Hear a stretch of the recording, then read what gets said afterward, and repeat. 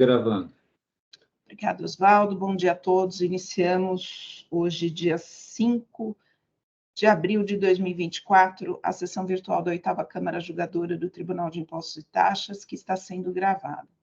Estão presentes à sessão de julgamento eu, Isabel Mil, doutora Maria Helena Tavares, doutor João Carlos Silag, doutor Flávio Arantes e doutor Antônio Tortello, representante fiscal. Registro também a presença dos advogados para a realização de sustentação oral e acompanhamento dos julgamentos, doutor Rafael Gregorim e doutor Marcos Vinícius Gonçalves Floriano.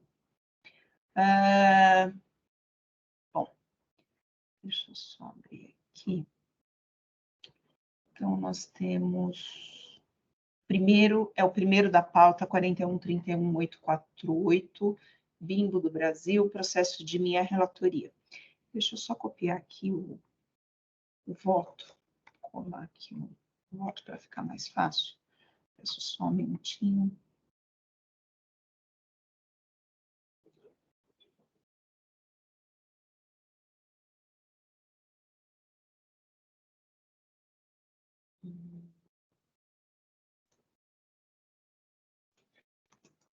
Deixa eu ver dar certo aqui.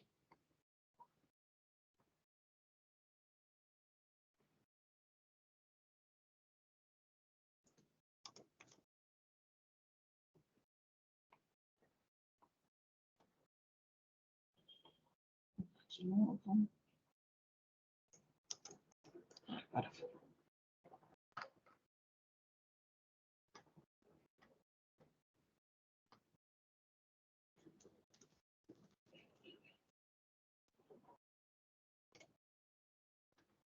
Muito bem.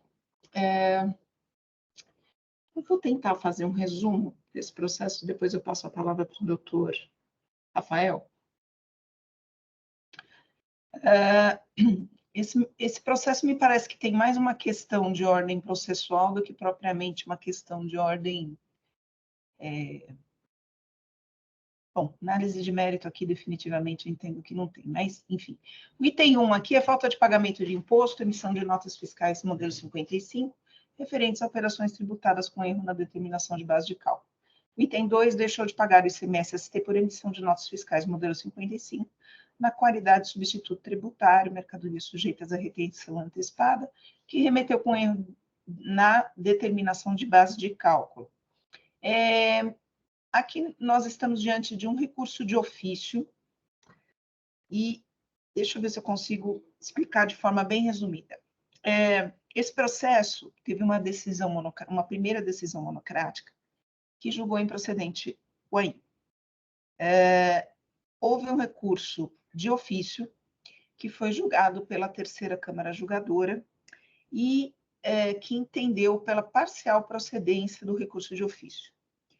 E fez uma redução da multa do item 2.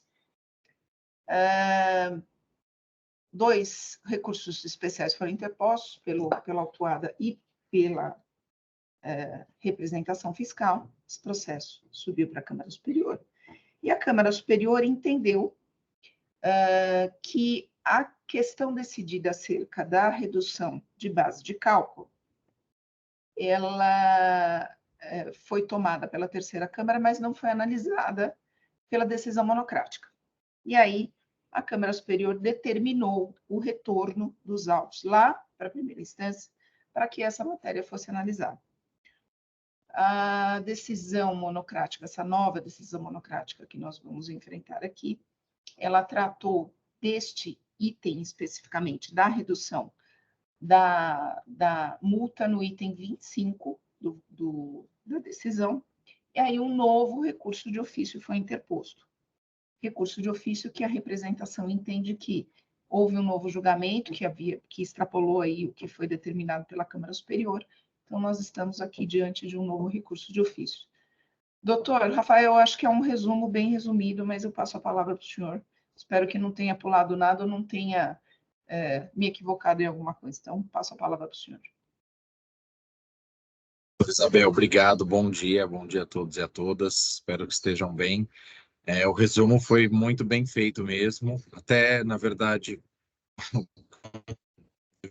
até eu tenho dúvidas do que eventualmente os senhores vão julgar, então eu só vou tentar refrasear tudo o que a senhora falou, doutora Isabel, só para ter certeza absoluta se nós todos estamos na mesma página e se é isso que vai ser julgado. Então, de forma bem breve para os senhores julgadores, aqui ó, são duas acusações, é falta de pagamento de ICMS e ICMS-ST, são duas acusações, mas elas são sobre, dizem respeito à mesma operação. Então, é se a recorrente ou recorrida, não sei aqui o caso, se ela teria utilizado corretamente a redução de base de cálculo na comercialização de alguns produtos da cesta básica. Aqui estamos falando do pão de hambúrguer e do pão de bisnaga. Então, existe ali uma previsão no regulamento de que você pode utilizar redução de base de cálculo para produtos da cesta básica que são enquadrados em determinada NCM. Esses dois produtos são enquadrados nessa NCM, então não há nenhuma dúvida. Só que quando você tem ali a NCM, ele fala pão de bisnaga, e aí a autoridade fiscal ela fala que apesar de estar na NCM correta, o fato de estar escrito no regulamento pão de bisnaga não englobaria o pão de hambúrguer e o pão de hot dog. Tá? Só estou contextualizando só para os senhores saberem o que estamos falando aqui. Defendemos, falando, olha, é a mesma NCM, obviamente se enquadra no pão de bisnaga, até porque tem as mesmas propriedades, enfim, todos os argumentos de defesa para comprovar que a redução de base de cálculo para essas operações foi corretamente aplicada. Veio a decisão de primeira instância, julgou integralmente procedente a defesa, cancelando integralmente as exigências fiscais. Recurso de ofício, chegou na terceira Câmara Julgadora, o mérito foi revertido por voto de qualidade. Foi 2-2, mas prevaleceu o voto do presidente em que ele falou não, entendo que a palavra pão bisnaga deve ser interpretado literalmente, então a redução da base de cálculo não pode ser aplicada. Então ele retoma as exigências fiscais. Só que aí havia um argumento subsidiário no seguinte sentido: olha, independente de qualquer coisa, fato é que houve ali uma punição mais gravosa com relação ao ICMS-ST. Por quê? Porque no ICMS a falta de pagamento foi punida com uma multa de 50%. O ICMS-ST foi com aquela genérica de 100%. E o que a recorrente barra recorrida defendeu foi que, olha, estamos falando da mesma punição, você não pode colocar numa multa muito mais gravosa, já que existe uma multa específica de 50% para casos de falta de pagamento em redução incorreta de base de cálculo. Então, quando a terceira Câmara retomou as exigências fiscais, ela falou, bom, como tem argumento subsidiário, eu vou julgar o argumento subsidiário, já que eu restabeleci as exigências fiscais. E foi lá e julgou esse ponto específico da redução da multa incorreta e deu provimento para o argumento subsidiário. Pois bem, subiu com RESP de ambas partes, nosso RESP, obviamente, focado no mérito, e o RESP da Fazenda focado nessa questão de que não poderia ter sido reduzida a multa aplicada no ICMS-ST de 100 para 50. Chegou na Câmara Superior, a Câmara Superior, ao olhar ambos, falou, eu vou sobrestar o recurso especial do contribuinte, o nosso recurso especial, que é do mérito, mas eu entendo que houve uma supressão de instância com relação à questão subsidiária. Por quê? Porque quando eles foram analisar, quando a segunda instância analisou essa questão da multa, ele analisou sem nunca a primeira instância ter analisado. Pois bem, o caso retorna para a primeira instância, o julgador de primeira instância fala, eu não concordo com nada disso que está acontecendo, eu já julguei esse caso, eu acho que as exigências fiscais elas devem ser canceladas integralmente, eu já falei isso, o caso as exigências são ruins, o caso os argumentos do contribuinte fazem sentido, então eu cancelo integralmente, novamente tudo. Mas, tomando por base uma determinação da Câmara Superior, eu também vou julgar o argumento subsidiário e reduzo a multa. Sobe com recurso de ofício novamente. A Procuradoria, a representação fiscal, ela se manifesta falando, olha, eu não concordo, acho que tem que ser restabelecidas as exigências fiscais, acho que até houve uma adesão de primeira instância até extrapolou, porque não é isso que para ela ter julgado tal, mas enfim, ela rebate todos os argumentos, a gente também rebate tudo de novo, e chega agora para os senhores julgar um recurso de ofício, em que a decisão, ela rebateu todos os argumentos, ela cancela integralmente o auto e ela reduz o argumento, ela reduz a multa do argumento subsidiário. Então, esse é todo o contexto que a doutora Isabel colocou muito bem, eu só quis colocar com um pouquinho mais de fatos aqui. Então, o que está em análise agora, senhores julgadores, é um recurso de ofício que analisou integralmente os argumentos de defesa, cancelou e também já aproveitou e cancelou e analisou o argumento subsidiário. Aqui, doutora Isabel, eu vou parar com todo respeito, só para eu ter certeza se eu gasto o tempo dos senhores ou não, porque eu não sei se os senhores vão julgar tudo ou só o argumento subsidiário, porque se os senhores forem julgar tudo, eu preciso fazer uma sustentação que engloba todos os argumentos de defesa. Se a senhora me falar, não, isso aí está sobrestado no resto, nós só vamos julgar aqui a multa, a redução da multa, a sustentação oral é de 30 segundos falando, olha, faz sentido, com base em toda a jurisprudência, é óbvio que tem que ser aplicada a multa de 50%. Na verdade, assim, eu já até termino minha sustentação oral se for só isso. Eu peço a gentileza para a senhora comentar, por favor. Obrigada, doutor Rafael. Eu só vou fazer uma pergunta, antes de responder o que o senhor está falando, eu volto no senhor. Representação quer falar agora ou depois que eu anunciar o voto? Bom dia a todos. Senhor presidente, eu prefiro falar após o voto. Obrigado. Tá certo. Então, doutor, eu já vou respondendo falando meu voto, porque a questão é a seguinte: na minha leitura, por isso que eu não entrei no mérito, porque eu entendo que nós não temos como entrar no mérito. O que a jogadora monocrática fez, eu vou fazer isso até sem ler o voto, porque o voto que eu fiz foi nesse sentido, e eu confesso que eu quebrei bastante a cabeça para conseguir compreender essa questão, por isso que eu digo que é mais uma questão de ordem processual do que propriamente uma questão aí, eu entendo que a gente não pode entrar no mérito. O que a julgadora monocrática fez? Se nós compararmos o que foi julgado anteriormente com a decisão de agora, é exatamente a mesma coisa. Ela trouxe, eu compreendi na minha leitura, o que ela fez foi o seguinte: eu não tenho como só falar o item 25, porque senão talvez a decisão ficaria remendada. Então, para ler esta decisão, nós teríamos que voltar lá na antiga e na nova. Eu acho que foi essa a intenção dela. Então, ela trouxe exatamente, se comparar uma decisão com outra, é exatamente na mesma sequência, exatamente a mesma coisa. Ela só acrescentou no item 25 o entendimento dela a respeito desta matéria da redução da multa do item. Desculpa, perdão, esqueci de desligar. Ela só manifestou o entendimento dela no item 25 a respeito da redução da multa, dizendo que razão assiste ao contribuinte. Mas, como ela julga improcedente o auto de infração, me parece que ela atendeu o que a Câmara Superior determinou.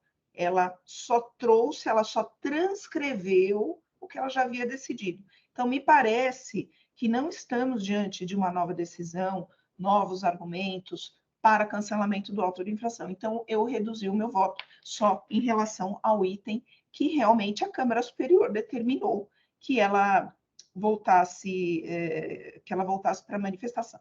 Bom, para a manifestação de primeira instância. E lendo o recurso de ofício aí, peço até Vênia aí para representação, que foi combativa, ela trouxe argumentos em relação ao mérito, mas de fato eu entendo que não é o caso. Então, em relação ao item 25 do voto, que trata da redução do item 2, a própria representação, ela pede o não provimento do recurso de ofício, porque concorda com essa redução.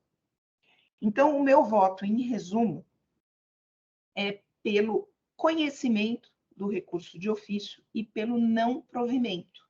Não temos, eu li e reli a decisão da Câmara Superior e nós não podemos avançar 1 milímetro do que foi determinado.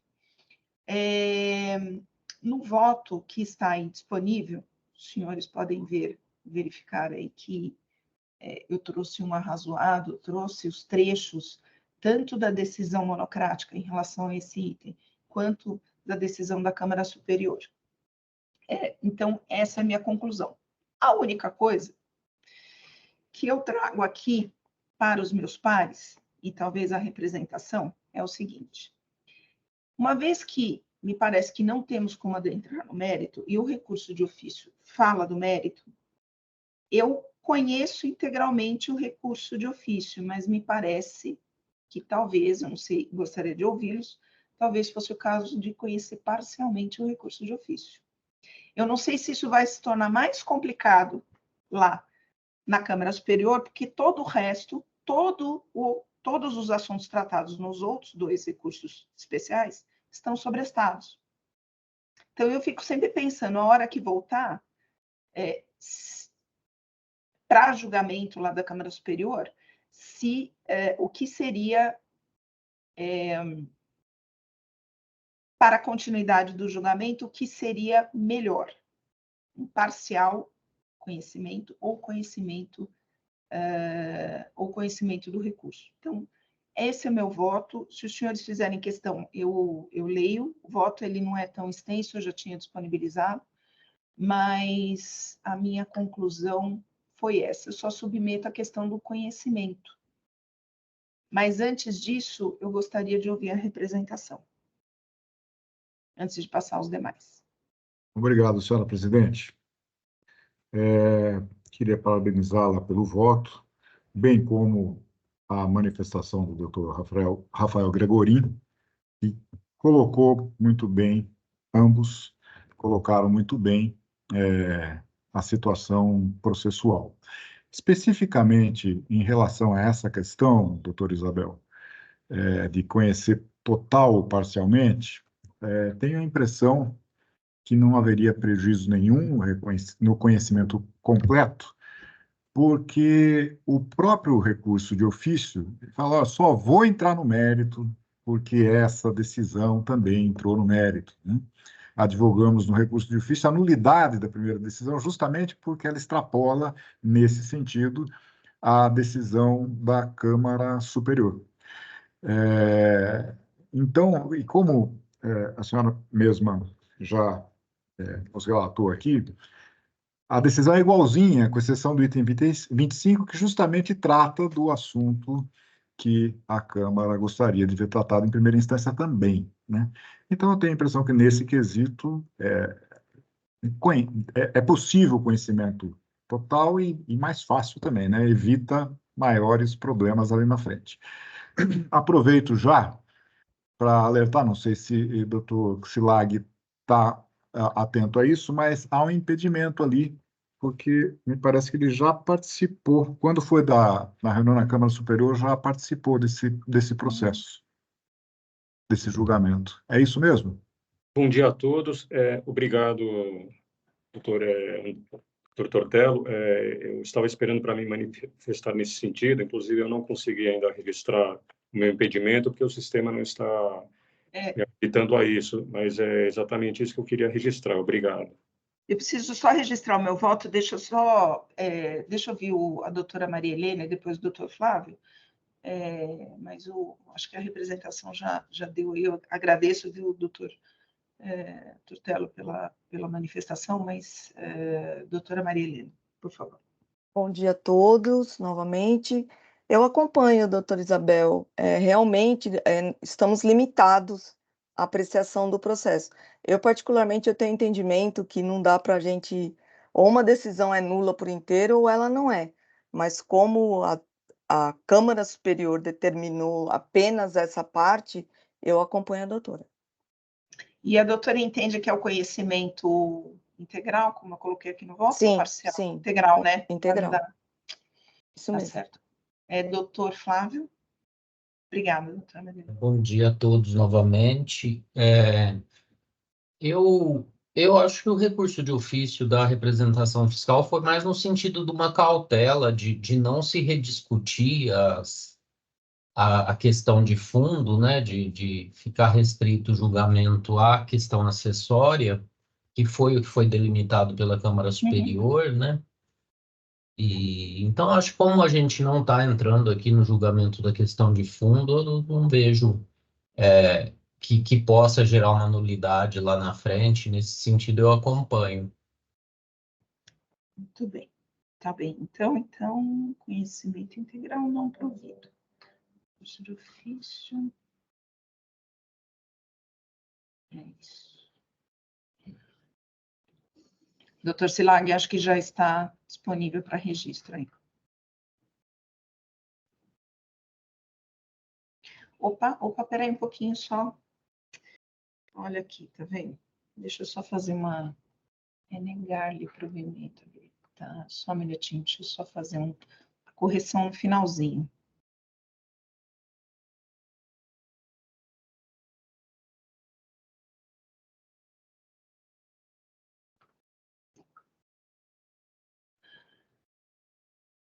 Na verdade, eu coloquei dar-lhe provimento, mas não é negar, né?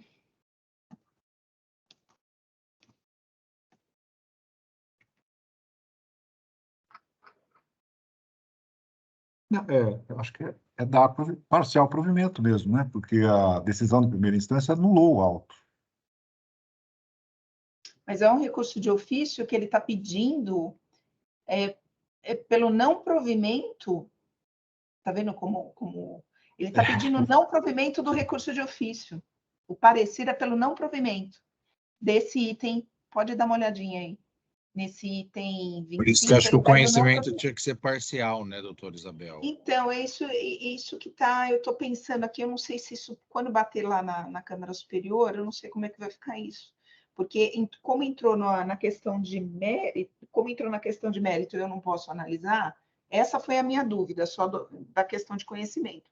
Com relação à multa, à redução da multa, sim, conhecer e não dar provimento, que é o pedido do parecer. No parecer é parcial provimento que pede. Acabei de verificar aqui. Mas é parcial provimento pela nulidade da decisão, não é? Para que seja reconhecida a nulidade a respeito da decadência, ele entra na decadência, né, por causa desse problema que nós já vimos, e provimento quanto ao mérito, né, porque ele entrou no mérito total, tanto do item Isso, 1 quanto do item 2, né? isso. Eu acho que é parcial provimento, porque o próprio parecer, ele fala dessa recapitulação da multa no item 2, né? Mas ele pede o não provimento com relação à recapitulação. Então, a única parte que eu estou analisando realmente do recurso de ofício é a recapitulação. Então, é não É, provimento. ele pede o não provimento quanto à recapitulação, é isso mesmo. Senhores, vamos todos quebrar a cabeça junto, pelo amor de Deus, o processo voltar de novo. Isso vai bater lá outra vez. Essa é a confusão de anular uma parte da decisão, né? Parcialmente, né? Eu acho que E é uma parte, e é uma parte muito específica, né? Porque é sim. só de uma penalidade, é complicado. Então, Então, mas se ele entrou só em relação a essa parte, eu acho que é negar provimento também. é a única parte, na verdade, que eu estou analisando. Então, peraí, deixa eu só fazer a correção aqui. Conhecido e não provido.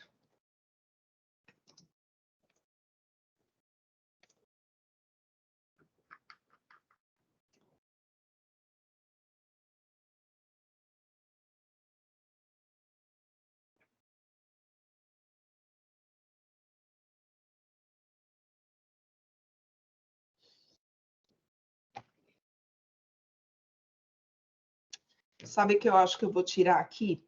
No final eu coloquei no mérito negar-lhe provimento, mas eu vou tirar. Porque eu não entrei. A questão da multa foi alegada em preliminar? Não. Deixa eu pensar aqui. Isso também eu vou entrar, depois vai subir esse recurso, está sobrestado lá. Não, eu vou tirar aqui. Curso de ofício para negar-lhe provimento.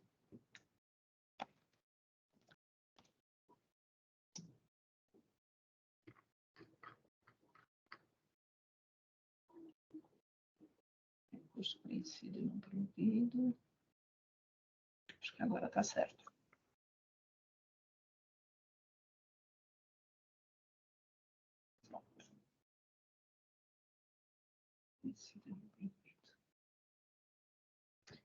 Doutor Silag, já, pronto.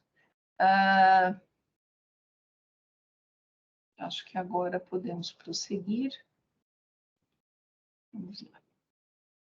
Então, encerrar debates.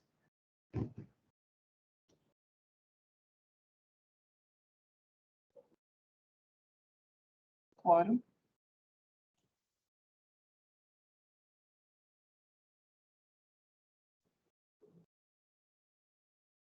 Votação.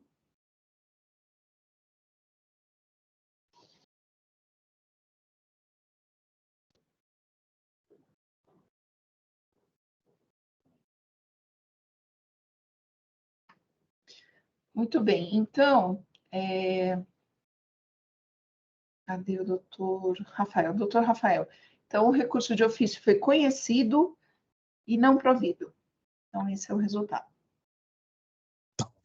Obrigado, bom dia a Tá todos bem? e a todas. Muito obrigada, professor, também. Então, encerrar o julgamento. Deixa eu ver, conhecido. Não provido. Então, encerrar o julgamento. Tá. Bom, agora nós vamos para o próximo, que é o último da pauta 50.10.677, ZD Alimentos, processo do doutor Silag. Está presente o doutor Marcos para a realização de sustentação oral. Então, doutor João, se o senhor puder fazer a gentileza de fazer uma breve apresentação do caso, depois eu passo a palavra para o doutor Marcos.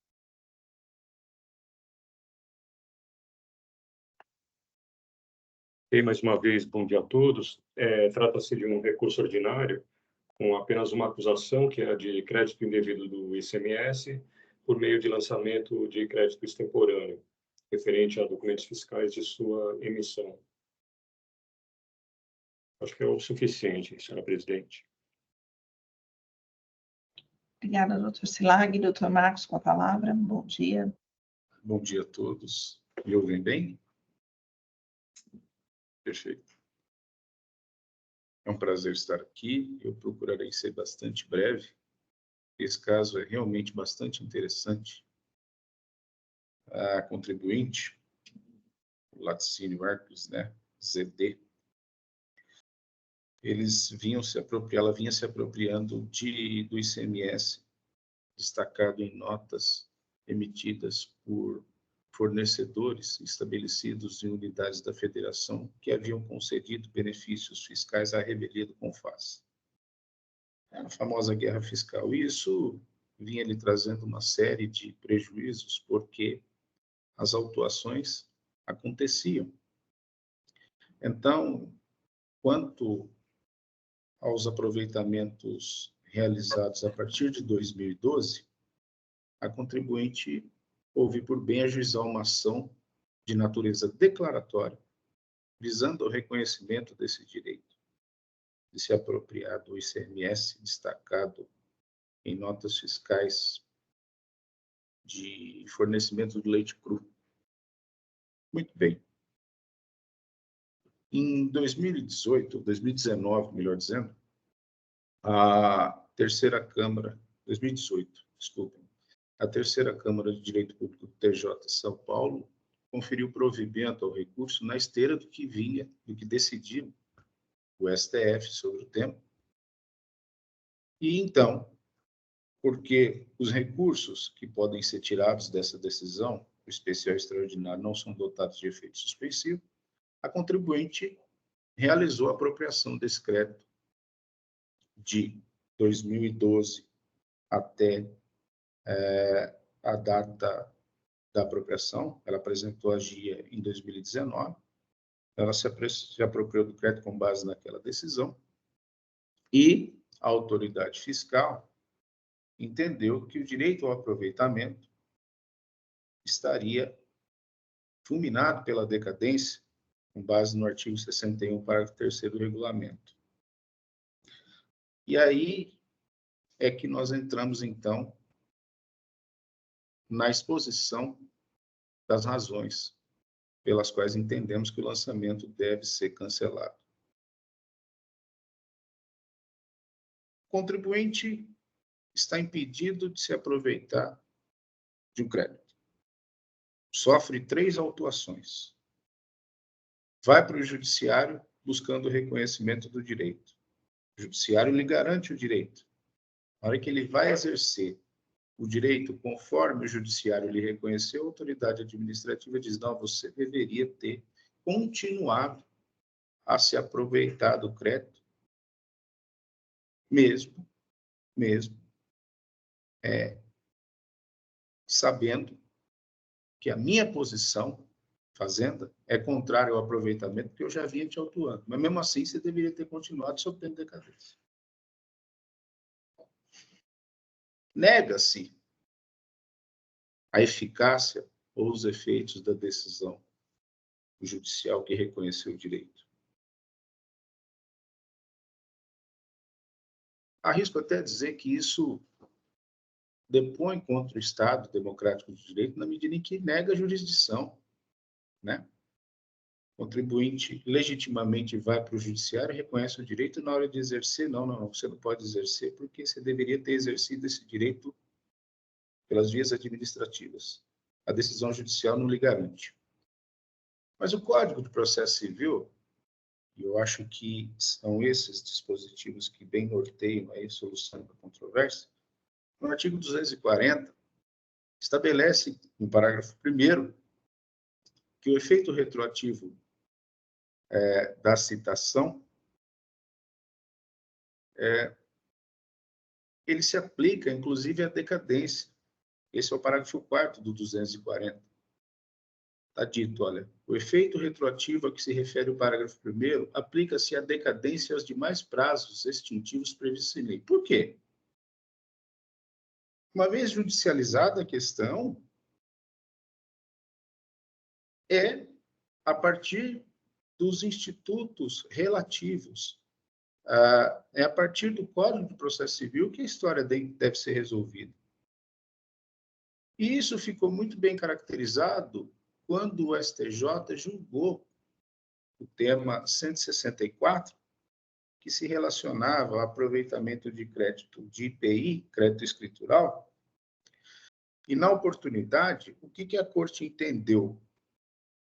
Que quando o Estado recusa a apropriação de um crédito em conta gráfica, levando o contribuinte a perseguir a declaração do direito pela via judicial, o crédito perde a natureza de escritural e passa, naturalmente, a ser tratado como uma pretensão judicializada, que deve ser externada em conformidade com o prazo prescricional que lhe é próprio. De modo que, se o contribuinte observou o prazo prescricional, obteve a declaração do direito, a decisão judicial tem que lhe garantir o exercício do direito reconhecido, senão, de que adianta a jurisdição? Isso é o que determina o provimento do recurso salvo melhor juízo. Nada obstante, ainda há uma outra questão que entendemos comprometer o auto de infração. É que existe saldo credor. Então, a autoridade fiscal glosou a apropriação do crédito e, mesmo diante da existência de saldo credor, exige do contribuinte o recolhimento do tributo, sem fazer o encontro de contas. Isso depõe contra o princípio da não cumulatividade, que aí afeta o ICMS. Então, são por essas razões que nós esperamos e rogamos a que o recurso seja provido. Muito obrigado pela atenção dos senhores. Doutor Marcos, parabenizo pela sustentação oral. Eu passo a palavra para o doutor Silag. Obrigado. Cumprimento o patrono pela sustentação oral, foi bem objetiva, compreendeu os principais pontos. Vou passar à exposição do meu voto.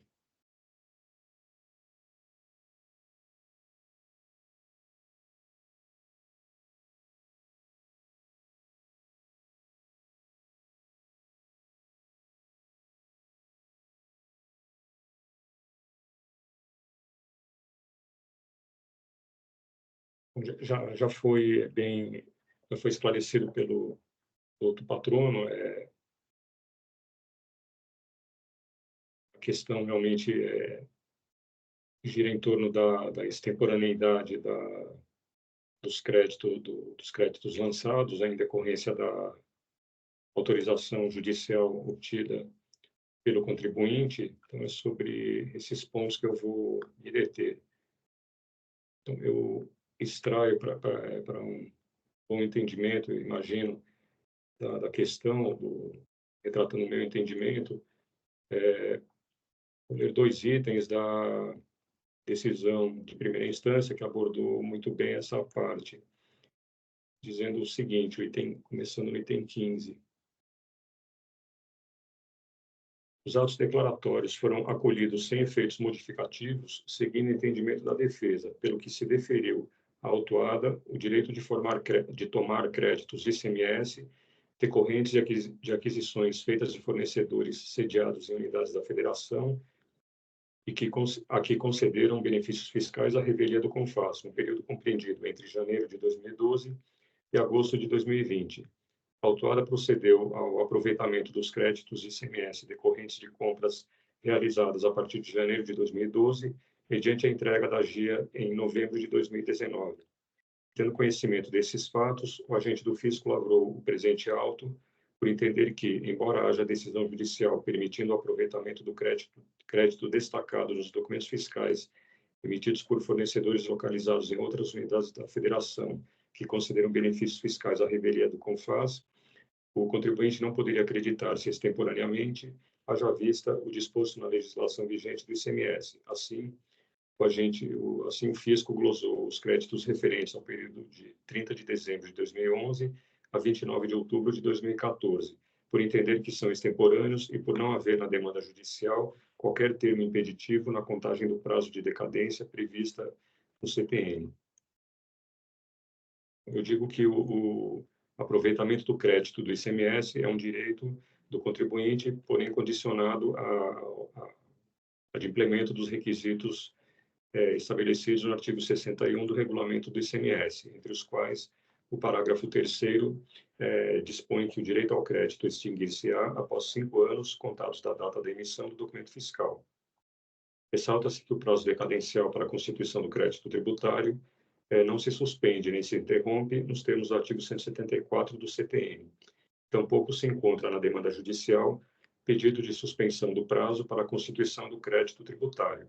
Portanto, entendo não caber razão ao contribuinte ao alegar a inexistência da decadência do direito de aproveitamento do crédito.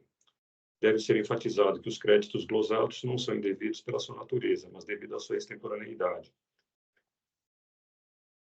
Entendo também que é outra questão trazida pelo contribuinte, abordada pelo patrono, com relação à existência de saldo credor. Entendo não proceder a alegação de que o fisco não poderia cobrar o imposto porque a autuada possuía saldo credor.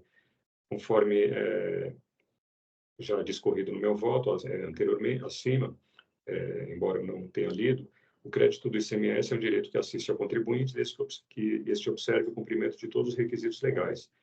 E salienta-se que apenas o contribuinte pode exercer esse direito, não podendo o fisco nem o órgão julgador fazê-lo em seu lugar, na ausência de previsão legal para tanto. Ainda que o débito do imposto possa ser descontado do saldo credor em determinado período, os créditos indevidamente efetuados permanecem na escrita fiscal do contribuinte, podendo resultar em prejuízo ao erário em momento posterior. E, ademais, se fosse permitida a conduta pretendida pela recorrente, o contribuinte poderia apropriar-se de créditos indevidos sempre que possuísse saldo credor. Portanto, a existência de saldo credor não afasta a cobrança de débitos devidos pelo contribuinte, decorrentes do lançamento de créditos indevidos, como no presente caso. Assim, diante do exposto, eu conheço e nego provimento ao recurso ordinário, mantendo integralmente a decisão recorrida. Como voto? Vou registrar o voto agora.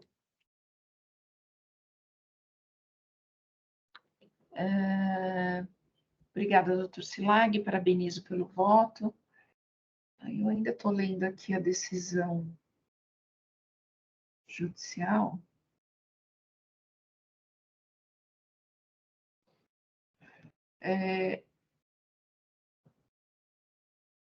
Doutora Maria Helena também está analisando? Já pessoal? A minha dúvida é exatamente por conta do que o patrono falou, que tem uma decisão judicial. Eu queria entender isso. A decisão judicial, ela autorizou e é isso que eu queria entender. Só Eu isso. acho que é o que está aqui, doutora, nas folhas dos... Eu estou olhando para ela, que é a decisão de segunda instância, folhas 208 aí do PDF. Então, ele diz assim, por tudo de... Não sei se é essa parte, depois o doutor Marcos nos corrija. Por tudo de rigor, reconhecer o direito do apelante de se apropriar dos créditos de ICMS decorrentes das aquisições de mercadorias advindas de outros estados, proporcionalmente ao valor destacado nas notas fiscais emitidas pelos seus fornecedores a partir de janeiro de 2012. Essas operações daqui, desses autos, são... Deixa eu ver. Que data?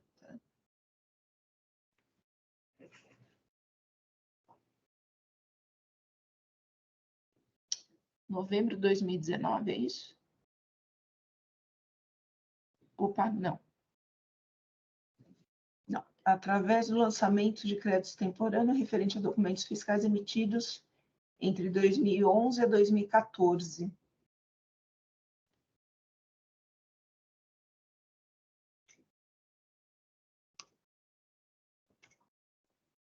Então, meu ponto é exatamente esse. A decisão é de quando? Porque se a decisão é do momento que ela é proferida, aí o contribuinte tem mais 5 anos para se aproveitar, né, do crédito. Então, eu acho que... Não sei, se a doutora permitir, eu gostaria de pedir vista por causa desse ponto só. Porque depois que acaba a discussão, tem 5 anos para aproveitar. E aí, se ele não aproveita nesses 5 anos, realmente... Eu acho também, concordo com o doutor João, que decadência não interrompe. Mas a minha dúvida ficou assim em relação à sustentação oral, porque ele falou que ele observou a decisão e a decisão autorizou.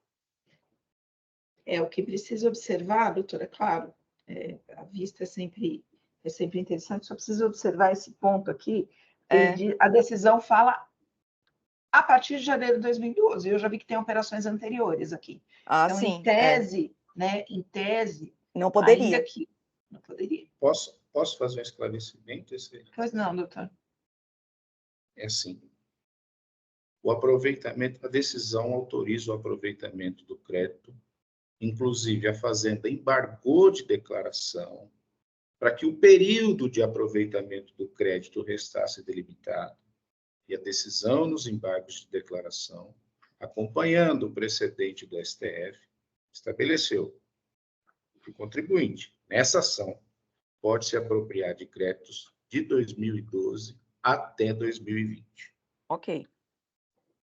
Essa decisão foi proferida em 2019 ou 2018, salvo o melhor juízo.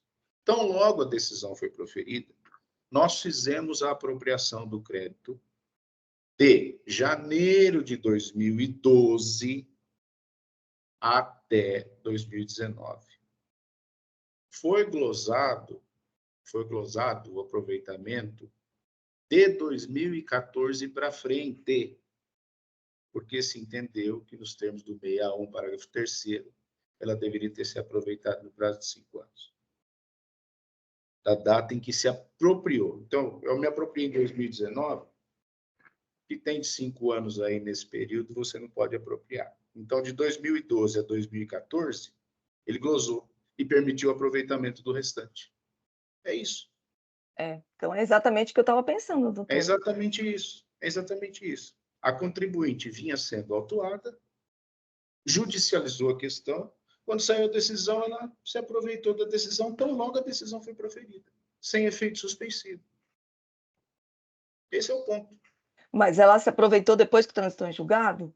Não, mas depois que a decisão passou a produzir efeitos, porque não há nada que obsta. Os recursos especial e extraordinário não são Não tem recíprocos. efeito suspensivo, né? E os recursos especial e extraordinário voltam-se contra o precedente dotado de repercussão geral. A questão é daquele tema que eu não vou me recordar o nome, mas é da guerra fiscal. Eu acho que tem que analisar, senhora presidente, isso aí que eu falei, porque quando entra com a ação, após a decisão, ela tem 5 anos para frente para aproveitar, porque realmente interrompe a prescrição.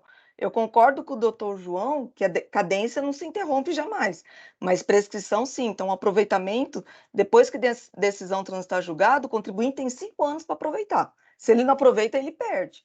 Mas independente, por isso que eu gostaria de verificar. Só nesse ponto, minha dúvida ficou nesse ponto aí. Claro. Pode requerer, doutora. Acho que hoje estamos com questões aqui interessantes. Deixa eu só, então, entrar aqui.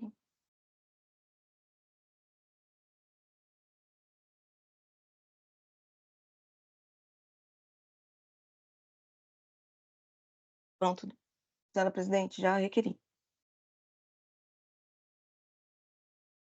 Bom, doutor Marcos, o processo, então, sai em vista com a doutora Maria Helena, numa sessão futura que esse processo voltar a ser pautado, se o senhor quiser acompanhar, já sabe como proceder, tá bom? Muito obrigado.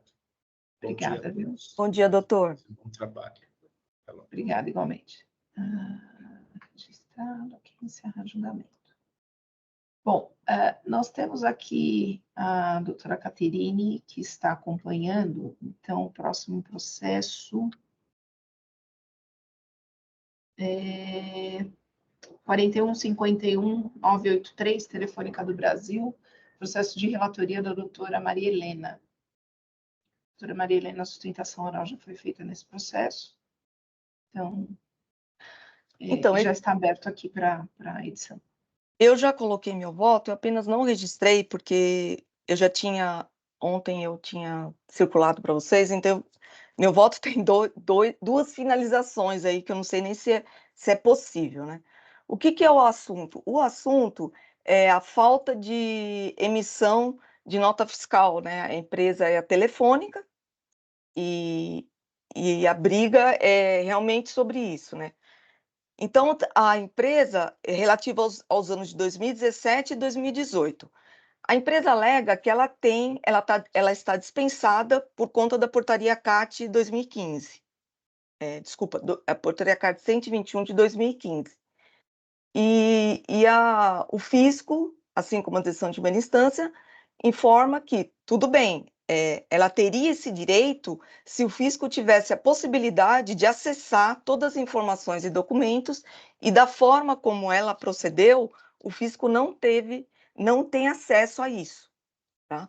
Então, basicamente, esse é a discussão. A empresa ela alega nulidade da decisão por cerceamento de defesa, porque foram juntados vários documentos na defesa e a decisão de primeira instância não se manifestou. Ela também alega nulidade porque, por conta desse auto de infração, ele se tenta revisitar um lançamento de outro auto de infração, porque ambas as autuações se referem ao mesmo período, 2017 e 2018. Alega também que decadência. No mérito, ela sustenta que estava dispensada, né, da emissão da nota fiscal, pede abusividade e confiscatoriedade da multa, porque no caso é só multa, são 440 milhões. Que mais? Ela pede a redução, a relevação à redução. Ela fala que não teve observância da portaria CAT 115/2014. Fala que no caso, tem a dupla penalização sobre o mesmo fato gerador, princípio da construção, e se insurge também sobre a aplicação indevida do juros sobre a multa. Bom, em relação às nulidades, a primeira nulidade por conta do cerceamento de defesa, eu entendo que não ocorreu, porque exatamente por conta do objeto.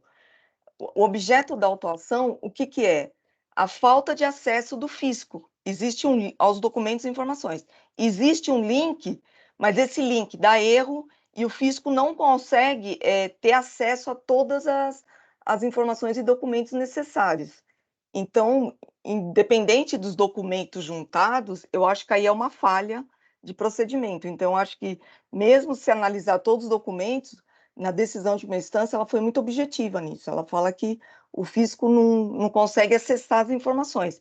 E isso é uma exigência da portaria CAT para dispensa da nota fiscal. Então, por conta disso, eu faço a nulidade em relação ao cerceamento de defesa. Também da decadência, eu acho que não tem decadência, porque como se trata de descumprimento de dever instrumental, obrigação acessória, a Câmara Superior ela já tem posicionamento consolidado, que nesse caso não se aplica o 150, parágrafo 4º do CTN, mas o 173.1. Então, nesse ponto, eu afasto também.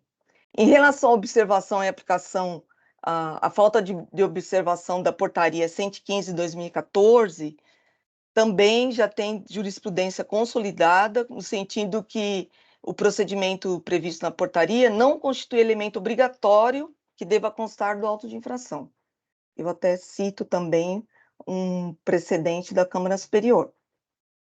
Mas, em relação à nulidade, em relação à revisitação do lançamento, eu entendo que tem razão a empresa.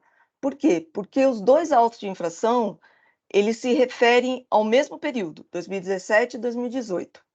Já existia um auto de infração lavrado em 2021, o 4146-639, que, apesar de ser uma infração diferente, ele apreciou o período de 2017 e 2018. O fundamento da decisão de primeira instância é que é exatamente isso, a infração é outra. Só que eu acho que não, que uma vez que já teve a fiscalização foi encerrada e foi lavrado um auto de infração, a autoridade administrativa ela fica impedida de lavrar um novo auto sobre aquele mesmo período, se não for por conta das condições do artigo 149, que autoriza a revisão do lançamento. Então, eu acho que aí teve mesmo uma revisitação e tem essa nulidade. Por conta disso, eu acolho a nulidade e eu acho que o auto de infração desse processo deve ser cancelado. Tá? Em relação ao mérito, como eu disse, eu entendo que o fisco tem razão. Mas, por outro lado, se eu for vencida, eu coloco no meu voto um segundo ponto em relação à redução ou relevação. Eu entendo que a empresa ela preenche as condições do 527A, que muito embora ela seja uma empresa de grande porte, eu já me manifestei em outros processos, eu acho que esse artigo ele tem que ser visto caso a caso. Então, ela é uma contribuinte, é uma boa contribuinte. Então, os requisitos do 527, eu acho que eles foram preenchidos. A infração não implicou falta de recolhimento do tributo, não há nos autos efetiva comprovação de dolo, simulação e fraude. Aqui eu faço um parênteses. Existe uma sustentação que poderia ter dolo, sonegação, mas não tem comprovação nenhuma nos autos. Então, esse ponto do dolo, da simulação da fraude, não foi objeto de discussão e de comprovação, há simplesmente alegação. Então, por conta de tudo isso, presidente, o voto é longo e eu voto pela nulidade, né, do auto de infração, ou, no mínimo, a redução da multa, porque são mais de 400 milhões. E eu acho que a empresa se enquadra no 527A. Então, o meu voto é para redução do percentual a 5% do valor da operação, porque a multa aqui é pesada, é 50% do valor da operação. E esse é o meu voto, que aí eu não sei como que a gente pode fazer, porque eu pus um voto alternativo. Em relação aos outros pontos alegados no recurso, só para depois não ser objeto de retificação de julgado, em relação à abusividade e confiscatoriedade, nós estamos impedidos de nos manifestar sobre isso, por conta do artigo 28 da Lei 13.457 de 2009. Eu entendo que não é o caso de construção, E também são devidos os juros sobre a multa, porque tem uma súmula, a súmula 13 é expressa nesse sentido. É isso, presidente, basicamente é isso. Então, eu conheço do recurso e do provimento para reconhecer a nulidade do auto de infração, ou, no mínimo, para reduzir a multa, porque eu acho que a multa é muito excessiva, exorbitante. É basicamente isso, presidente. Obrigada, doutora Maria Helena, parabenizo pela análise do processo, é um processo longo, extenso, tem muitos detalhes, estou aqui pensando em tudo que a doutora falou, e eu confesso, doutora, que eu não tive a oportunidade de analisar com antecedência.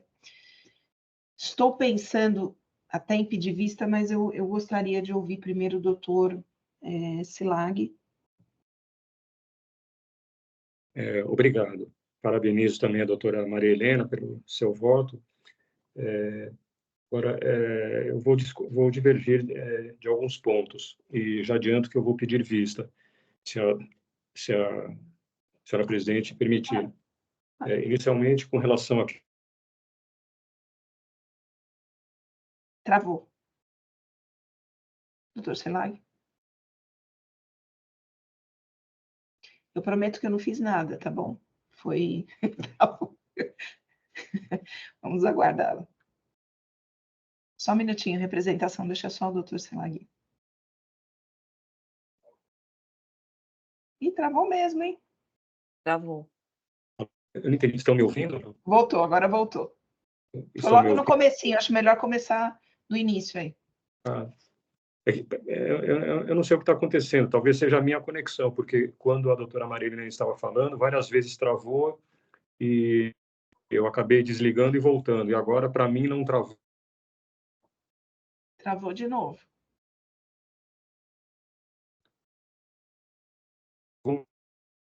Eu vou tentar, vou sair e entrar novamente, ok? Tá certo.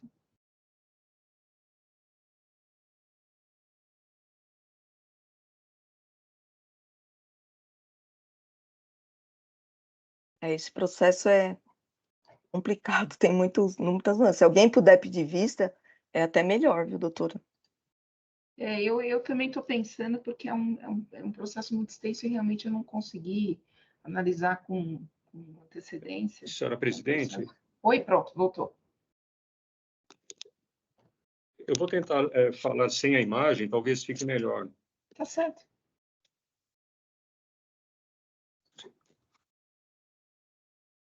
Está me ouvindo agora? Sim, sim.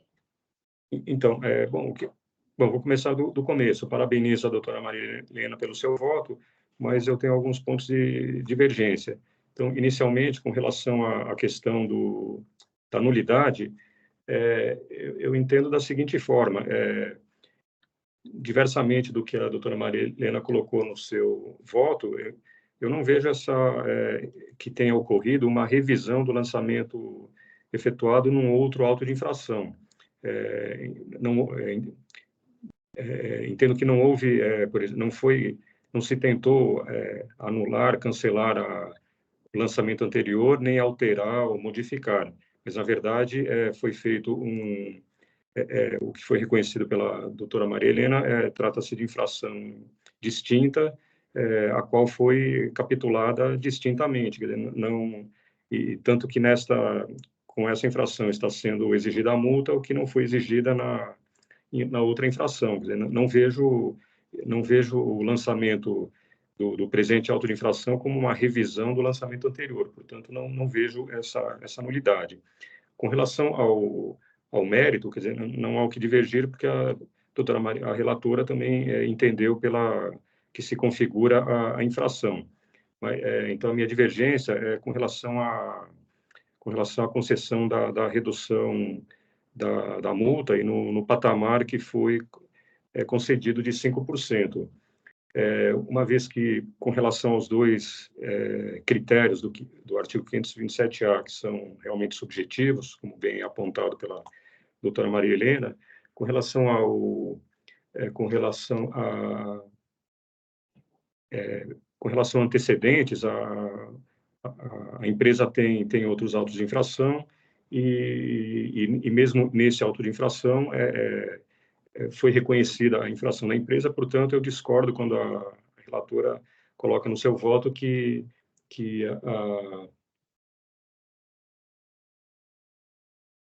dizendo o seguinte, que o histórico da recorrente como uma contribuinte exemplar no Estado de São Paulo, porque, com a devida vênia, eu entendo que contribuinte exemplar é aquele que não tem autos de infração lavrados contra si, e que, digamos, e que no auto de infração que esteja sendo discutido, ele tenha razão. Agora, quando o contribuinte tem vários autos lavrados contra si, com valores, não valor da multa, valores das operações exorbitantes, entendo que não dá para não se pode dizer que essa empresa é um exemplo para os demais contribuintes, para seguirem o mesmo comportamento infracional. E com relação a, eu sei que eu sei não, é subjetivo, no caso de se reduzir a multa, em que patamar, mas eu entendo que 5% retiraria da penalidade o seu caráter educativo, uma vez que eu vejo no quadro, acho que é o quadro 2 do auto de infração, que o volume total das operações da empresa no ano anterior foi de aproximadamente 22 bilhões de reais. Reduzindo-se a penalidade em 5% para 5%, a penalidade ficaria em aproximadamente 22 milhões.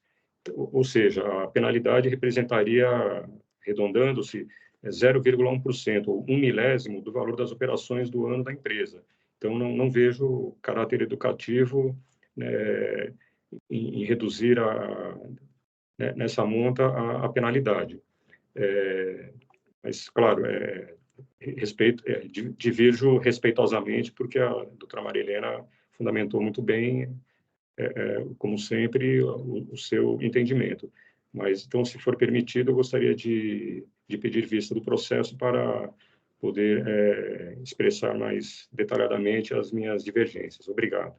Claro, obrigada, doutor Selag. Pode requerer, doutor Flávio, depois a representação. Aguardo o retorno. Eu cumprimento aí a doutora Maria Helena pelo voto, é um processo bastante difícil de julgar. Em relação ao mérito, eu tendo a discordar da solução proposta pela doutora Maria Helena aí, porque são infrações distintas, né? O primeiro auto de infração, ele cobrou o imposto de SVA, né? O Serviço de Valor Agregado. Esse auto, ele está aplicando uma multa por não cumprimento da legislação em relação ao fornecimento dos extratos, das informações dos cartões pré-pagos. Então, eu acho difícil até consunção entre uma situação e a outra, porque são bastante distintos. É óbvio que se tivesse tudo isso no mesmo auto, seria mais fácil de julgar, né? Esse fracionamento aí em 2 autos de infração prejudica um pouco a análise do conjunto. Em relação à redução da multa, tem uma circunstância do caso concreto aí que o auto de infração ele foi fracionado em 2 itens aí. Se ele tivesse sido feito em um item só, a multa seria metade. Então, como disse o doutor João Xilag, o percentual de 5% eu entendo bastante módico, assim. Todavia, em razão desse procedimento de dividir o auto de infração em 2 itens sobre a mesma matéria, o que acabou duplicando o valor da multa, eu tenderia a acompanhar numa redução de 50% aí, em razão dessa circunstância do caso concreto aí, que dependendo da forma como o auto fosse feito, resultaria numa multa de metade do valor aí. Né? Mas eu aguardo as vistas aí, não é uma posição fechada, não. Tá certo, obrigada, doutor Flávio. Representação? Obrigado, senhora presidente. Antes de começar aos pontos que eu gostaria de ressaltar aqui nessa discussão, eu queria entender, primeiro, parabenizar a doutora Maria Helena pelo voto. Realmente é um processo complicado, que demanda muito trabalho das pessoas que analisam. Então, já desde princípio, reconheço o trabalho hercúleo que foi feito pela senhora relatora. Mas eu fiquei numa dúvida na exposição, doutora Maria Helena, sobre o seguinte: no começo, a senhora fala que vê a consunção como ocorrendo ali. Então, o auto de infração que está sob julgamento seria absorvido pelo outro auto de infração, pelo outro auto de infração. E no final do seu voto, se eu entendi direito, você afasta a consunção. Então, eu não entendi. Não é consunção. Eu digo assim, um auto de infração ele não é absorvido pelo outro, até porque as infrações são distintas. O que ocorre é quando teve a lavratura do primeiro auto de infração, a autoridade fiscal encerrou a atividade dela, e o novo período, esse mesmo período, 2017 e 2018, só poderia ser objeto de uma nova análise, ainda que para outras infrações, nos termos do 149. Então, a consunção, eu acho que não tem mesmo. Um não absorve o outro, até porque as infrações são diferentes, entendeu? Entendi. Mas é o lançamento em si. Uma vez que lavrou o auto de infração, que fechou o período 2017 e 2018, o lançamento ele só poderia ser revisto nas condições do 149. Se não foi, agora não pode vir de novo e falar, eu vou abrir, agora tem mais infração. Senão, assim, o contribuinte toda hora, enquanto não ultrapassar o período de decadência, ele pode ter vários autos de infração. Eu entendo que está errado. Apenas isso. Então, agora, com esse esclarecimento, eu já posso entrar no mérito aqui do que eu gostaria de comentar com os senhores. Primeira coisa, sobre efetivamente essa questão da revisitação, né, do fisco em relação a esse período, me parece, primeiro, que não houve, na primeira fiscalização, por assim dizer, a homologação dos atos do contribuinte, quer dizer, o que permite ao fisco, novamente, verificar esse mesmo período. Mas, mais do que isso, é importante que existe uma diferença grande entre os dois autos de infração, porque, embora se trate do mesmo período, a quantidade de notas fiscais de um caso e de outro é completamente diferente. Porque, quando cobrou-se o imposto no primeiro auto de infração, o número de notas fiscais identificadas foi muito menor, embora do mesmo período. Já no segundo auto de infração, que é esse que estamos julgando, a obrigação acessória, todas as notas fiscais daquele mesmo período foram objeto do auto de infração. Então, há realmente, como está reconhecido aqui, inclusive pela senhora relatora, que são coisas completamente distintas, né? E não me parece, diante dos fatos observados nesse caso, que o fisco estaria impedido de fazer esse novo auto, porque já teria feito um outro auto, e fez outro auto, um outro objeto referente ao mesmo período. Outra questão que eu acho importante pontuar nesse debate é que o artigo 527-A ele é explícito a colocar como uma condição de que não tenha sido praticada a infração com dolo, fraude e simulação. No entanto, o auditor fiscal autuante se refere à má-fé da autuada em vários trechos, né? Eu destaco aqui rapidamente um trecho de folha 2.412.716, é um auto realmente muito grande, né? Mas diz assim o fisco: finalmente, quer seja pela conduta dolosa da autuada em não fornecer o acesso ao sistema completo de consumo, quer seja pelas milhares de reclamações junto aos órgãos competentes, quer seja pelo teste mencionado acima, no termo circunstanciado, temos que a presente multa acessória é autônoma e deve ser convertida em obrigação principal. Contudo, destacamos. Aí, desculpe, eu vou continuar lendo, fica mais fácil aqui.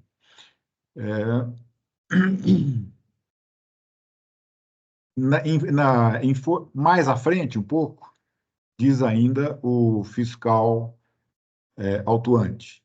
Contudo, destacamos o termo que foi possível de ser apurado, está entre aspas, esse que foi possível de ser apurado, pois a questão da falta de acesso ao sistema de consumo dos serviços de comunicação é assunto que já foi tratado no auto de infração 4.136.076 e continua embaraçando a fiscalização de auditar valores que são retirados da base de cálculo do ICMS sem qualquer menção do documento fiscal.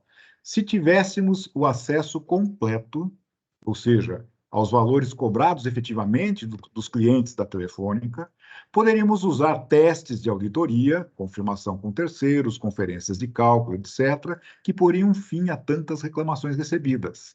Tal conduta caracteriza o dolo de não fornecer ao fisco acesso ao sistema de consumo dos serviços de telecomunicações, usando de subterfúgio e retirar à base de cálculo do imposto valores milionários sem a devida transparência e, principalmente, embaraçando os trabalhos da fiscalização.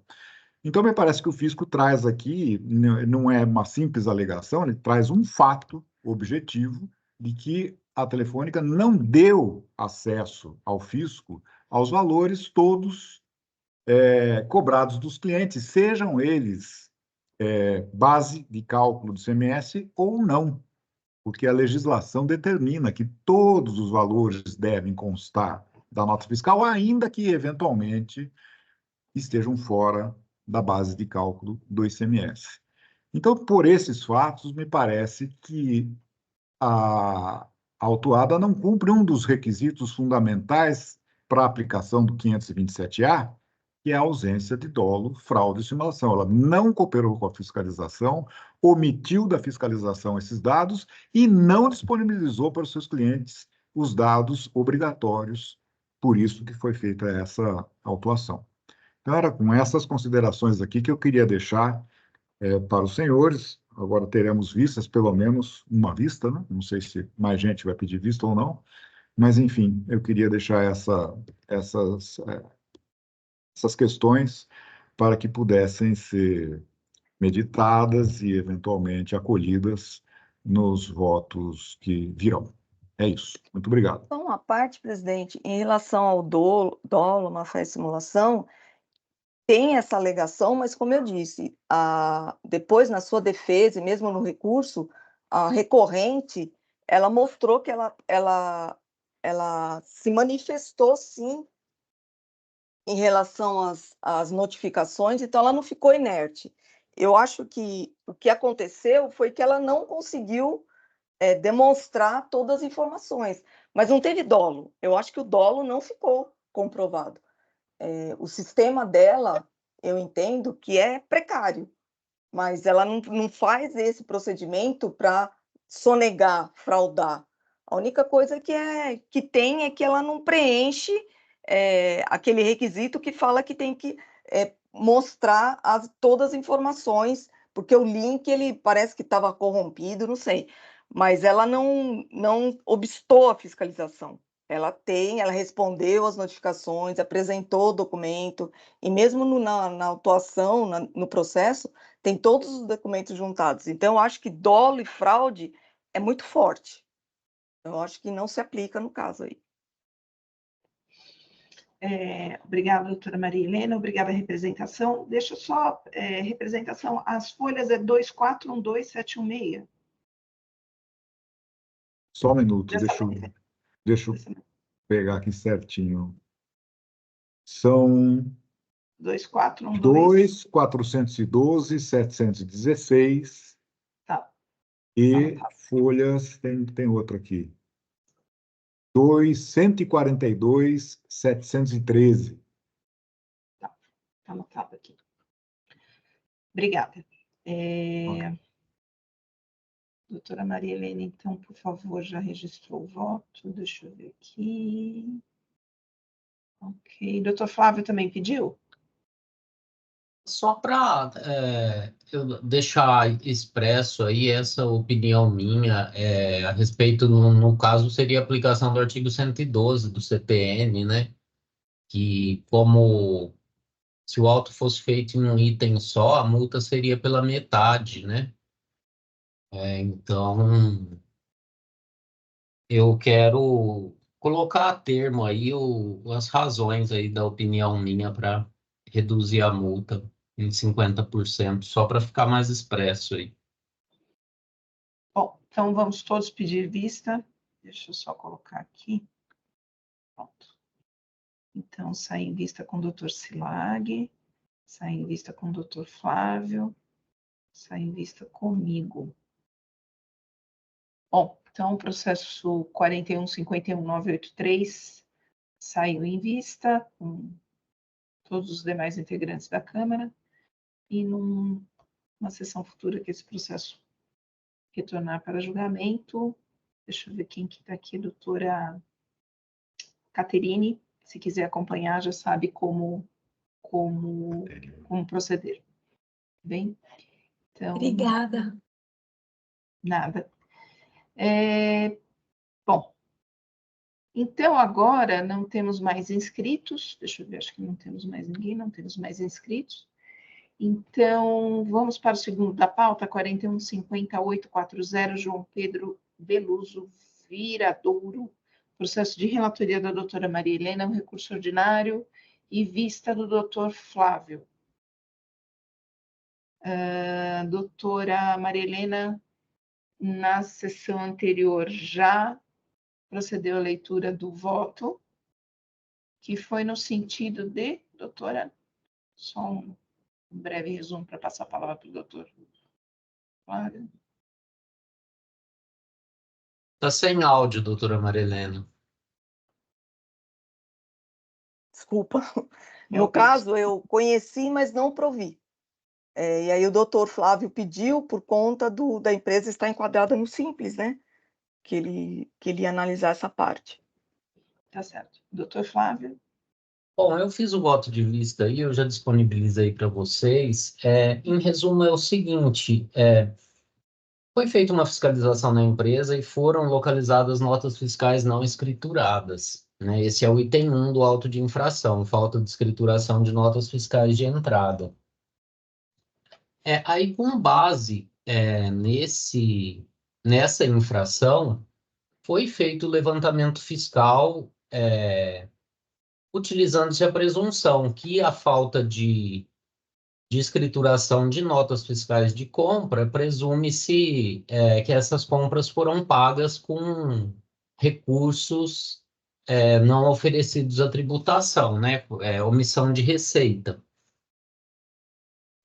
E foi lavrado o auto de infração pela lei do ICMS, pela lei 6.374. Todavia, essa empresa ela é do Simples Nacional e ela não foi desenquadrada do regime do Simples Nacional. E a regra geral do regime do Simples Nacional, que é a Resolução 140/2018 do Comitê Gestor do Simples Nacional, é de que, no caso de descumprimento de obrigação acessória, seja exigido o imposto pelo Simples Nacional, no caso de descumprimento de obrigação principal, seja exigido o imposto pelas regras do Simples Nacional, e no caso de descumprimento de obrigações acessórias, seja exigida a penalidade de acordo com a legislação de cada ente federativo. Existem algumas exceções ali no artigo 5º da Resolução 140/2018, que no inciso 12 traz as isenções referentes ao ICMS especificamente. Aí ali está o que é devido ao ICMS por substituição tributária, que é devido o DIFAL, que é o diferencial de alíquota na entrada de outro estado, tá que é devido ao ICMS importação. Então, tem diversas situações ali em que a empresa do Simples Nacional se submete ao pagamento do ICMS. E dentre essas hipóteses aí, o fiscal se utilizou de uma que é a de falta de emissão de documento fiscal, né? Então, no caso de falta de emissão de documento fiscal, poderia ser cobrado o imposto pela Lei 6.374.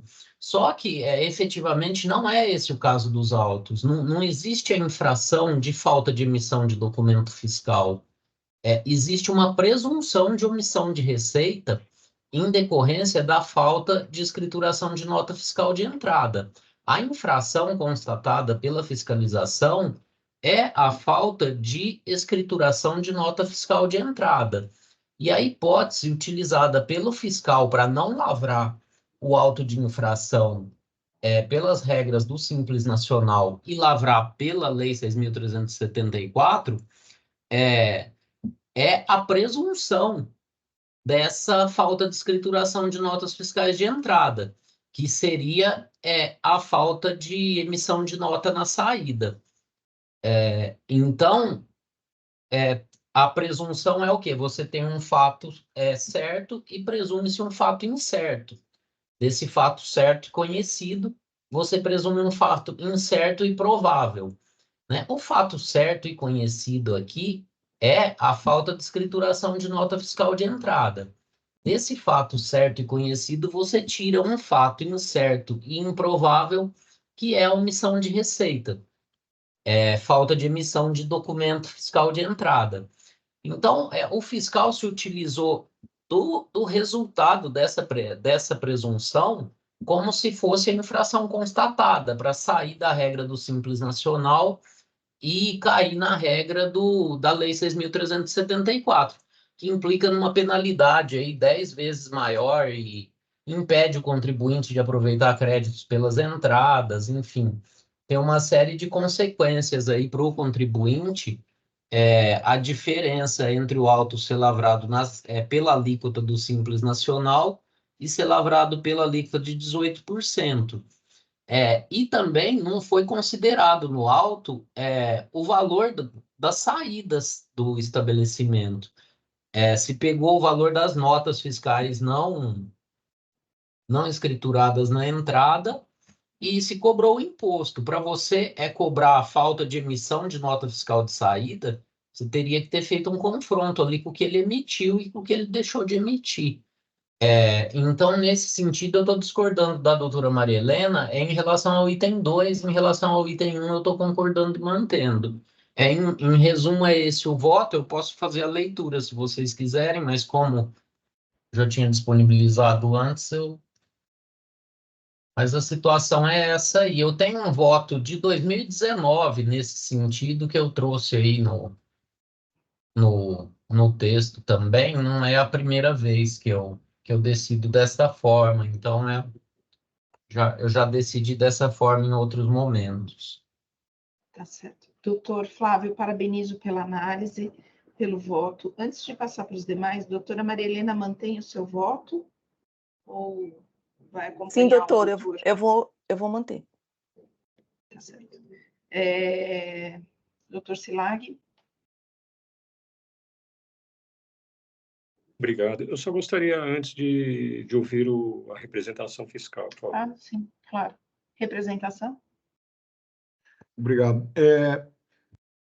Eu tenho a impressão que essa discussão já está bem amadurecida, né, por conta da apresentação do voto da relatora na sessão passada e também do voto do doutor Flávio agora como voto vistas, ambas as posições muito respeitáveis. No entanto, me parece que a doutora Maria Helena, a relatora, deu uma solução mais adequada ao caso, porque a fiscalização, ela primeiro notou essa ausência de escrituração, autuou por isso e fez, e isso presume a omissão de receitas, né? Essa omissão de receitas é na venda, né? Quer dizer, autua-se a entrada, quer dizer, a falta de escrituração de entrada supõe-se que deu-se saída anteriormente a alguma coisa que não estava no caixa da empresa, né? Por isso que não se escritura a entrada. E por conta dessa constatação, me parece que é legítima a cobrança do imposto no item 2. Era isso que eu queria colocar para vocês. Obrigada, representação. Doutor Silag, que aguardava aí o... Agradeço, doutor Tortello, pelas suas explicações e tenho um entendimento, acho que idêntico, né, com relação a essa matéria. Então, com devido respeito ao doutor Flávio, que fez um voto primoroso, né, fundamentando bem seu entendimento, né, divergente, mas peço licença e vou acompanhar a relatora, a doutora Maria Helena. Obrigada, doutor Silag. O que me prende aqui é o doutor Flávio trouxe uma questão interessante sobre o desenquadramento, que não houve, aliás, né, doutor Flávio, não houve esse desenquadramento. E essa questão me parece que seria um ponto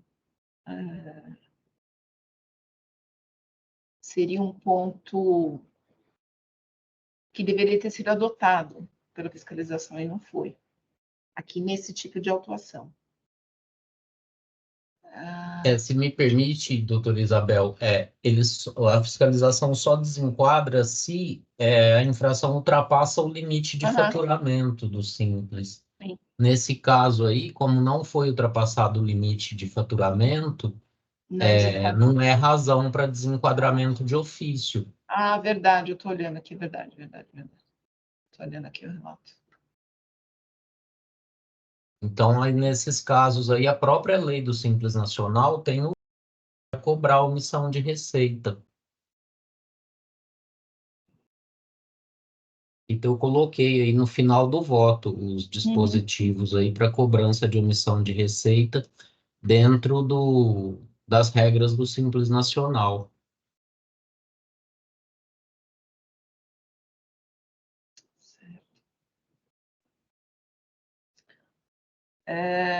Bom,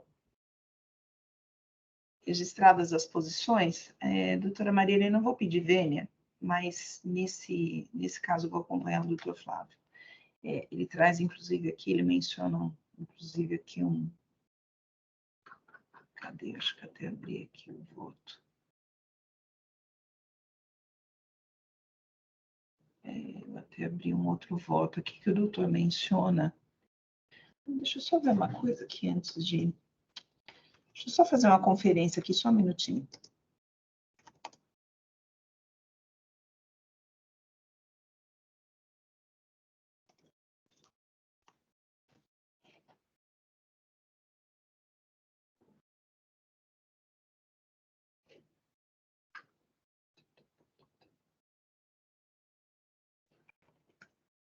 Que é o número 7.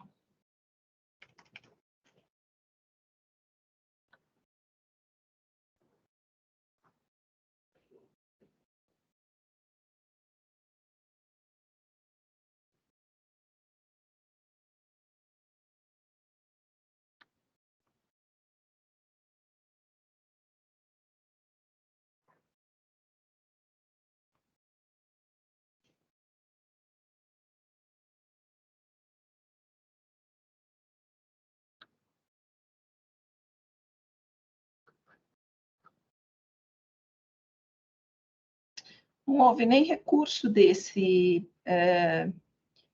nesse processo, né, doutor Flávio? Não, a representação não recorreu.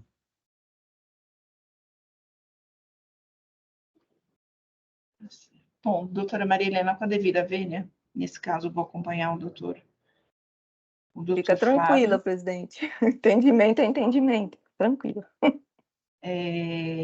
Deixa eu ver aqui. Os dois estão registrados. O Dr. Flávio registrou, a doutora Maria Helena registrou. Conhecido com julgamento de mérito parcialmente provido, conhecido não provido. Aqui, os dois registrados. Representação, já falou? Já, né? Sim, já falei. Pode puxar a orelha se eu pular a representação, viu? Tenho certeza disso.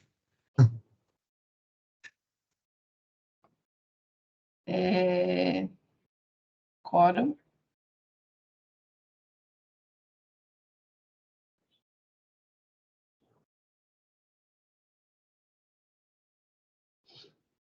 Votação.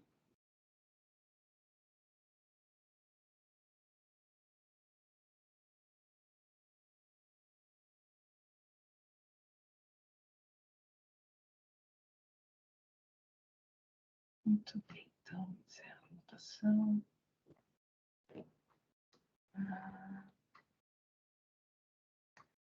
Uma questão antecedente, conhecido. E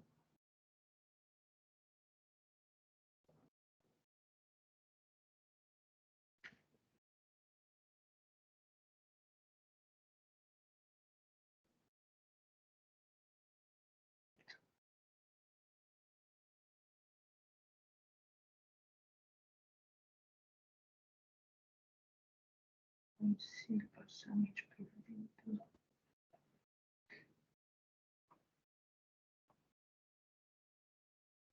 Dr. Flávio. Bom, então, o processo 41.5840 prevaleceu o voto do Dr. Flávio pelo conhecimento do recurso e que foi parcialmente provido. Então, ok. Muito bem. Agora, o próximo é o 41.51.542, Hiroshima Participações, processo de relatoria do Dr. Silag. Não temos inscritos para sustentação oral e acompanhamento do julgamento, doutor João. Obrigado. Trata-se também de um recurso ordinário com duas acusações, que a decisão de primeira instância julgou auto de infração procedente. A primeira acusação é de falta de pagamento do ICMS-ST devido na qualidade de substituto tributário nas vendas realizadas a revendedores autônomos não inscritos, deixando de reter o imposto referente à operação subsequente. E a primeira acusação. E a segunda é a de crédito indevido do ICMS na operação própria, em operações de entrada de mercadoria sujeitas ao regime de substituição tributária com retenção do imposto.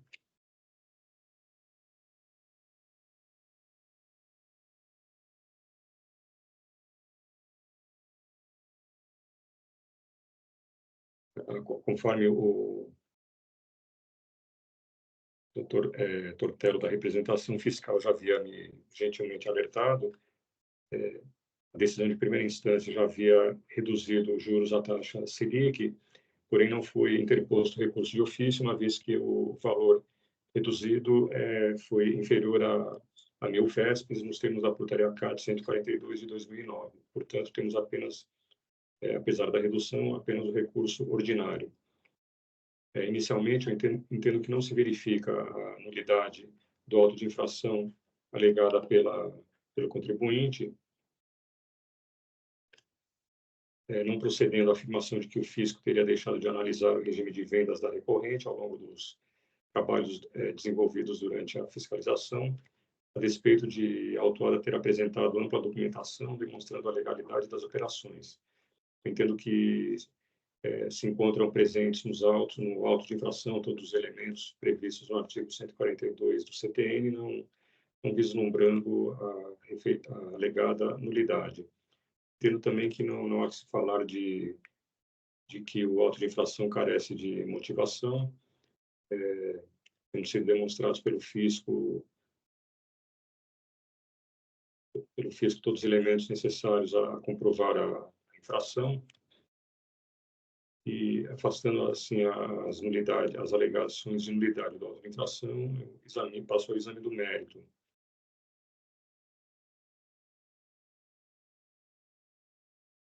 E digo que o contribuinte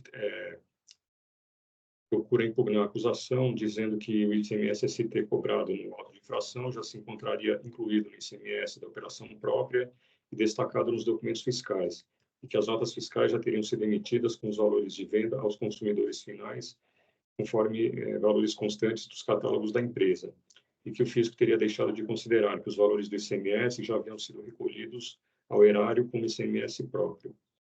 Eu entendo que não tem razão autuada, uma vez que o artigo 127 do regulamento do ICMS, em seu inciso 5, nas alíneas A, B, C e D, prescreve que a nota fiscal deverá apresentar nos respectivos quadros, separadamente, os valores correspondentes à base de cálculo e ao imposto pertinente à operação própria e ao ICMS-ST. E destaca-se também que no sistema de revenda porta a porta, como no presente caso, a base de cálculo do ICMS-ST deve observar as disposições previstas no artigo 1º da Portaria CAT 48 de 2017.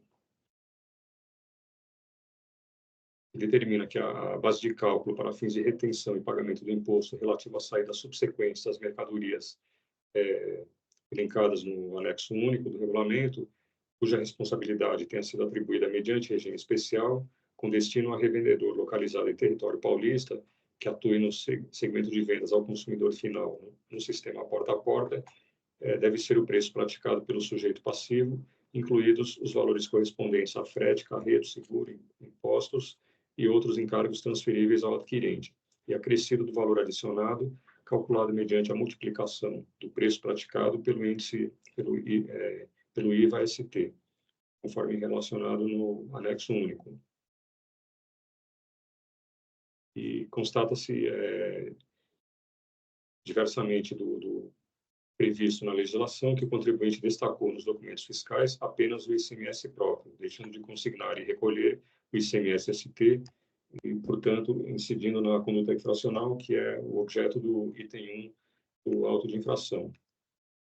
Assim, verifica-se que o contribuinte agiu ao arrepio da legislação, fazendo constar das notas fiscais apenas o imposto referente à operação própria. E ressalta-se que a inclusão do ICMS-ST no valor do imposto da operação própria, conforme alegado pela interessada, além de consistir em procedimento desprovido de fundamento legal, sequer pode ser aferido por meio de documentos fiscais e sua escrituração, por meio dos documentos fiscais e da sua escrituração constantes dos autos.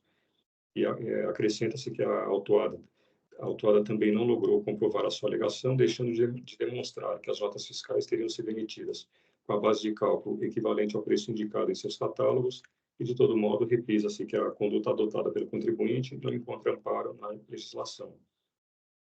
E ainda o confronto realizado às folhas tais entre as notas fiscais emitidas com ICMS-ST destinadas a distribuidores e as notas fiscais emitidas para os revendedores, demonstrando que estas últimas apresentam valores de ICMS recolhidas a maior, não socorrem a autuada, uma vez que não há justificativa para que os valores de ambas as operações devam ser iguais. Portanto, o fato de os valores serem divergentes nada comprova. E observa-se que o contribuinte alega às folhas tais que 90% das suas operações são realizadas com distribuidores de suas mercadorias, os quais realizam a entrega dos produtos aos revendedores autônomos.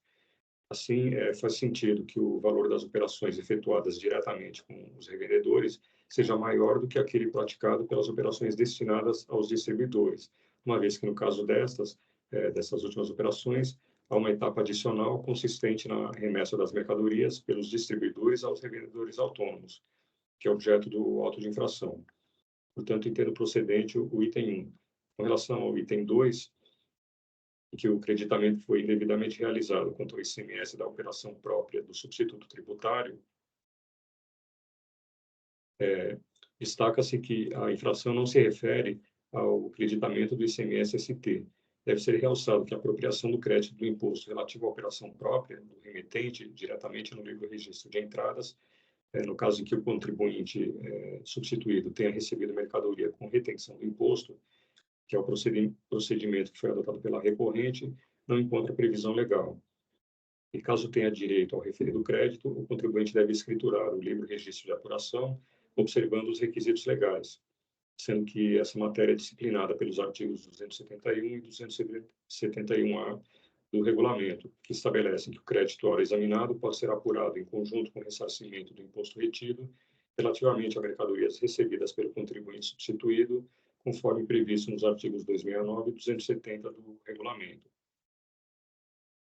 E lembra-se ainda que as portarias CAT 17 de 99 e CAT 158 de 2015 e CAT 42 de 2018 disciplinam o complemento e o ressarcimento do imposto retido por sujeição passiva, por substituição ou antecipado e dispõe sobre procedimentos correlatos.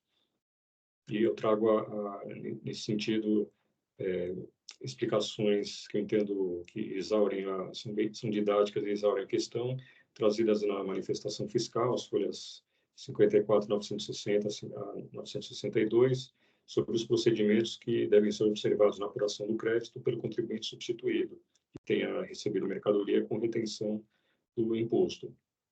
Portanto, resta comprovado que o procedimento adotado pela autuada, ao tomar crédito da operação própria do remetente diretamente no registro de entradas, quando o estabelecimento do contribuinte substituído tiver recebido mercadoria com retenção do imposto, não tem respaldo legal.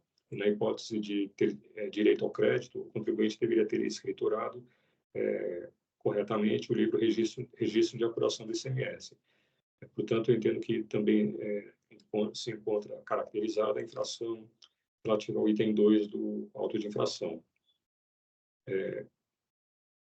Não prospera também a alegação de confiscatoriedade das multas aplicadas, alegada pelo contribuinte, uma vez que as multas se encontram em sintonia com as infrações capituladas e, por previsão do artigo 28 da Lei 13.457, não cabe ao órgão julgador questionar a constitucionalidade das leis aplicadas.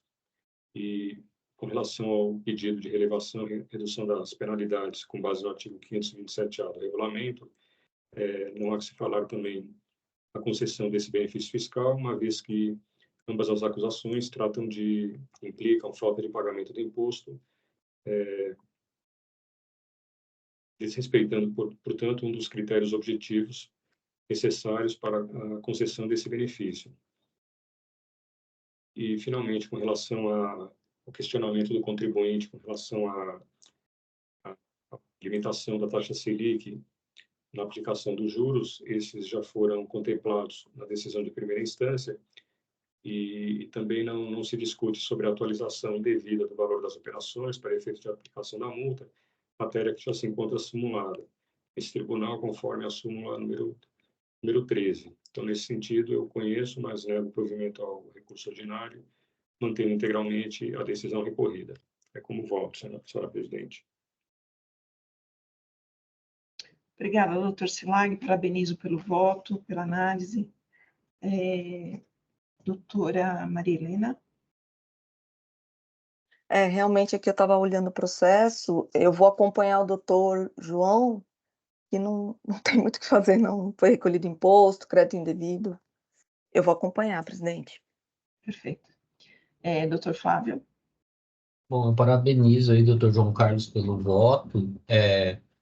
Nesse caso aí, em relação ao item 1, ele alega que inclui o preço final, mas não destaca o ICMS, né, que ele destacaria o valor, mas não tem prova nenhuma nesse sentido aí.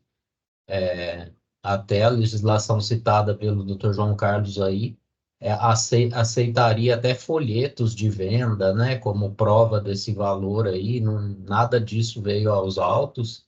Em relação ao item 2, que é o item principal, precisa de um regime especial para fazer crédito, no caso de ST, né? Não tem prova nenhuma nos autos aí que ele seja detentor desse regime especial, então ele teria que usar o crédito via ressarcimento aí das saídas interestaduais, e não da forma como ele realizou. Então eu acompanho o doutor João Carlos aí no voto. Obrigada, doutor Flávio. Representação? Obrigado, senhora presidente. Não tenho nada a acrescentar no debate. Muito obrigada. Bom, então, Eu também não tenho nada a acrescentar. Então, o doutor Silag já registrou. Conhecido, não provido, ok. Questão da Selic está superada. Muito bem, então, encerra debates. Quórum.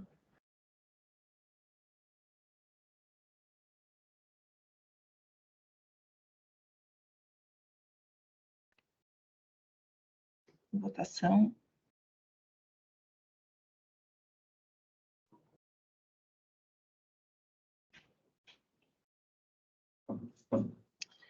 Muito bem, então, processo 41.51.542, o recurso ordinário foi conhecido e não provido. Deixa eu só ver aqui, que eu acho que eu não encerrei a votação. Encerra a votação. Encerrar o julgamento. Muito bem, agora sim. Muito bem. Todos votados, todos encerrados. Então, eu agradeço toda a dedicação dos senhores. Hoje tivemos discussões bem interessantes. Então, não havendo outros processos, eu dou por encerrada, então, a sessão de julgamento da 8ª Câmara Julgadora, do dia 5 de abril de 2024, e peço a gentileza do Oswaldo encerrar a gravação. Muito obrigada.